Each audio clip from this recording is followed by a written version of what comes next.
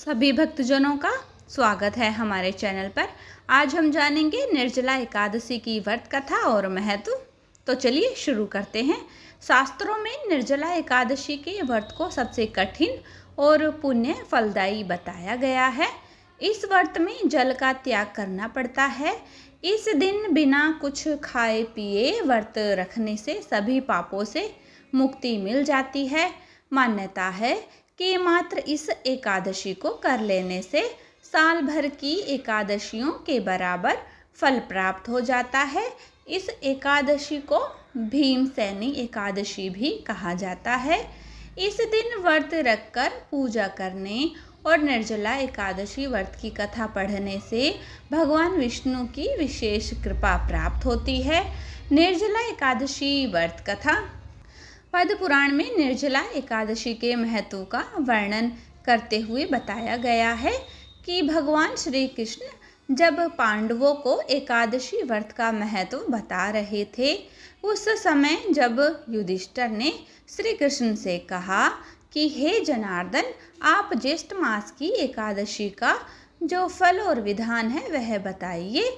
भगवान श्री कृष्ण ने कहा कि ज्येष्ठ मास की कृष्ण पक्ष की एकादशी का वर्णन तुमने सुन लिया है। अब ज्येष्ठ मास की शुक्ल पक्ष की एकादशी का कैसा प्रभाव है वह शास्त्र और धर्मों के ज्ञाता वेद व्यास जी से सुनो। वेद व्यास जी ने कहा कि हे कुंती नंदन, ज्येष्ठ मास की शुक्ल पक्ष की एकादशी को निर्जला एकादशी कहा जाता है। इस दिन आचमन और दंत धावन यानी दांत साफ करने के अलावा अन्य कार्यों के लिए मुंह में जल नहीं लेना चाहिए। इससे यह व्रत भंग हो जाता है। इस दिन सूर्य उदय से लेकर अगले दिन सूर्योदय तक जल ग्रहण नहीं करना चाहिए।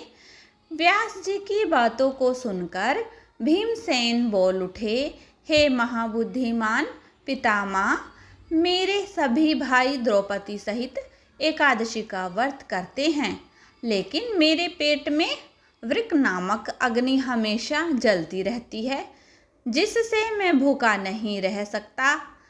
जब तक मैं जी भरकर भोजन ना कर लूं, यह अग्नि शांत नहीं होती।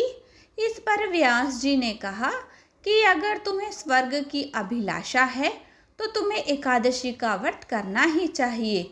भीम के ऐसे कहने पर व्यास जी ने कहा कि फिर तुम पूरे साल की एकादशी का फल देने वाली निर्जला एकादशी का व्रत जरूर करो। व्यास जी ने कहा कि भगवान विष्णु ने कहा है, जो व्यक्ति निर्जला एकादशी व्रत का नियम पूर्वक पालन करता है वह करोड़ों स्वर्ण मुद्रा दान करने का पुण्य प्राप्त कर लेता है।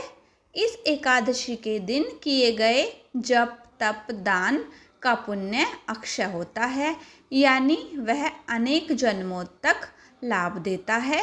जो व्यक्ति इस एकादशी का व्रत करते हैं उनके सामने मृत्यु के सामने यम के दूत नहीं आते, बल्कि भगवान विष्णु के दूत जो पीताम्बर धारण किए होते हैं वह विमान में बैठाकर अपने साथ ले जाते हैं।